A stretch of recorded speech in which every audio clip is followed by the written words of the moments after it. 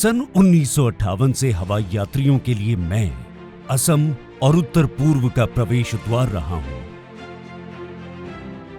असम के पहले मुख्यमंत्री और महान स्वतंत्रता सेनानी लोकप्रिय गोपीनाथ बोरदोलोई के नाम से जाने जाने वाला वो मैं ही हूं, जो विशाल ब्रह्मपुत्र, खूबसूरत चाय बागान और एक सींग वाले गेंडे की इस धरती पर हवाई यात्रियों का स्वागत करता हूं।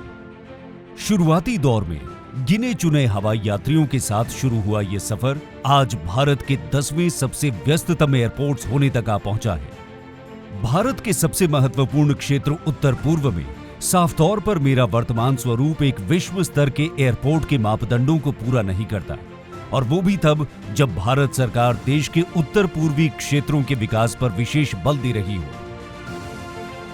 बीते सालों में मैंने महसूस किया है कि मेरी तमाम कोशिशों के बावजूद हवाई यात्रियों को भीड़ वाले चेक इन काउंटर्स, शौचालय, बैगेज बेल्ट्स और प्रस्थान लाउंज जैसी कई मुश्किलों का सामना करना पड़ा है। लेकिन मैं इस बात से बिल्कुल भी हैरान नहीं हूं, क्योंकि मेरी वर्तमान यात्री प्रबंधन क्षमता एक साल में 34 लाख यात्रियों की है।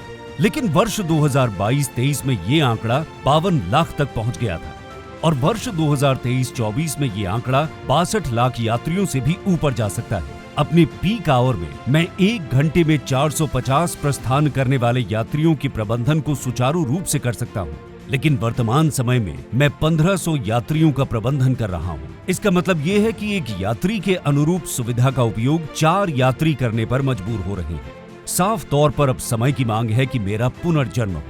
अडानी ग्रुप ऑफ कंपनीज के अंतर्गत आने वाला गुवाहाटी इंटरनेशनल एयरपोर्ट लिमिटेड बहुत जल्द आपके सामने एक ऐसे रूप में आने वाला है जो आपको अत्यंत रोमांचित करेगा।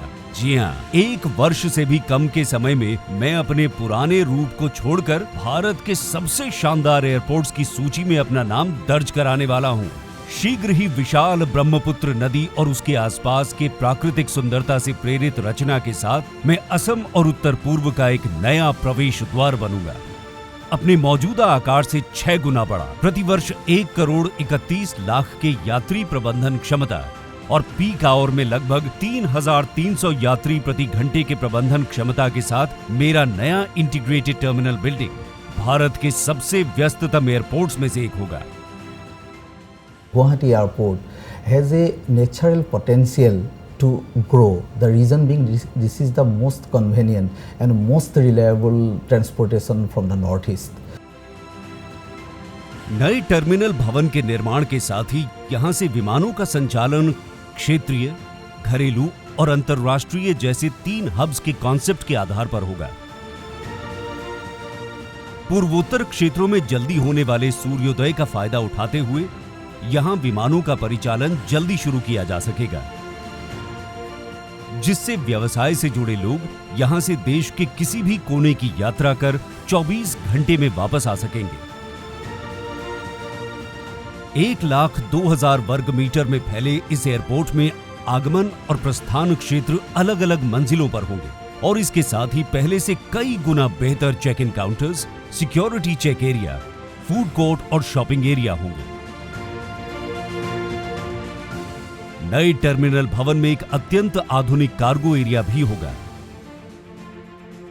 इस नए कार्गो एरिया की मदद से प्लग टू पैन योजना के अंतर्गत असम और पूर्वोत्तर भारत के जैविक कृषि के उत्पाद भारत के विभिन्न प्रांतों के साथ साथ सिंगापुर और दुबई जैसी जगहों पर भी पहुंचाए जा सकेंगे। एयरपोर्ट के मौजूदा रनवे को भी 550 मीटर और लंबा किया जा रहा है, और एलिवेटेड अप्रोच लाइटिंग सिस्टम में भी सुधार किया जा रहा है, जिससे कम रोशनी की स्थिति में भी विमानों की लैंडिंग सुचारू रूप से हो पाएगी। We are going to have a new terminal, the first theme-based terminal in the Northeast, and it will be pride of the citizen of the Northeast as well as the country.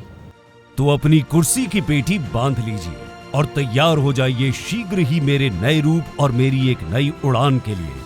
और तब तक के लिए 65 वर्षों की मेरी पूर्वोत्तर भारत के उड्डयन इतिहास में योगदान को याद रख मेरे इस पुराने रूप का आनंद लेते रहिए, क्योंकि बहुत जल्द मैं पूर्वोत्तर भारत के उड्डयन इतिहास के एक स्वर्णिम युग का साक्षी बनने जा रहा हूं।